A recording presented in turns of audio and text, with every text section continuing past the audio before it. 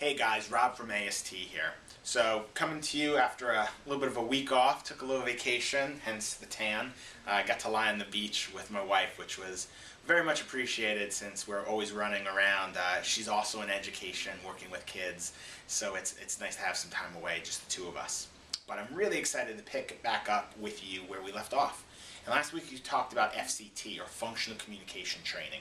And I think it's really important for us to spend some time really digging into this because so many of you have been asking about how do I help my child who has aggression or tantrums or SIB, self-injurious behaviors. And FCT is actually one of the best ways.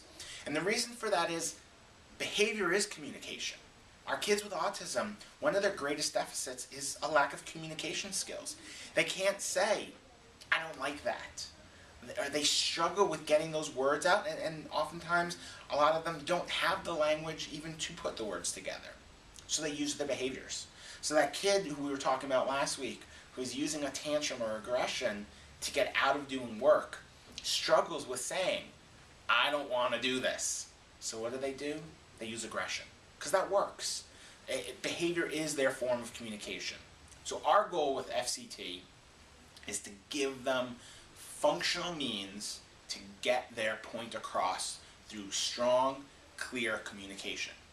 Now, that can be pictures, that can be words, that can be signs, PECs, voice output on iPads or other devices, you name it. But when you're doing FCT, whatever's easiest for the child is the key. Because what we're going to do is we're going to create this paradigm, this balance. That request of a break that we talked about last time is easy. We want that to be the easiest thing in the world. I push a button, I touch a picture, I just say break, I just sign. Whatever it is, easy, you immediately get the break.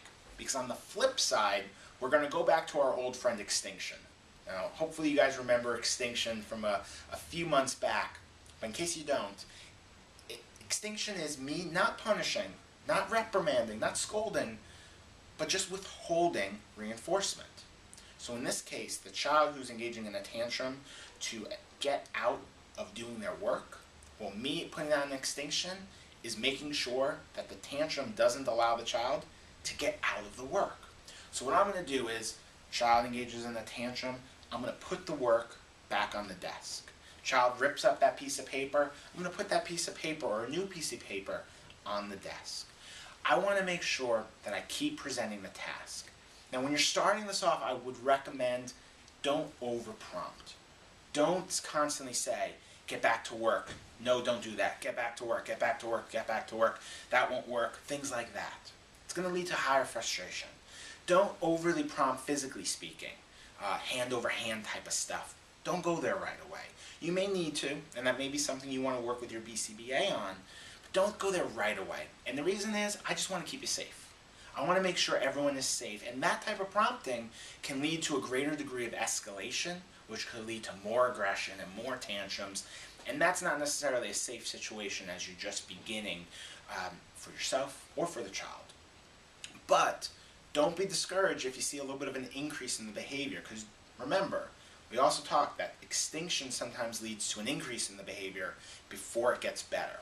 But that burst, as we often call it, that extinction burst, is going to be made a lot less if that break response is easy and readily available. That's going to lead to that burst going way, way down, and in some cases it never even happens. So, we got this great paradigm.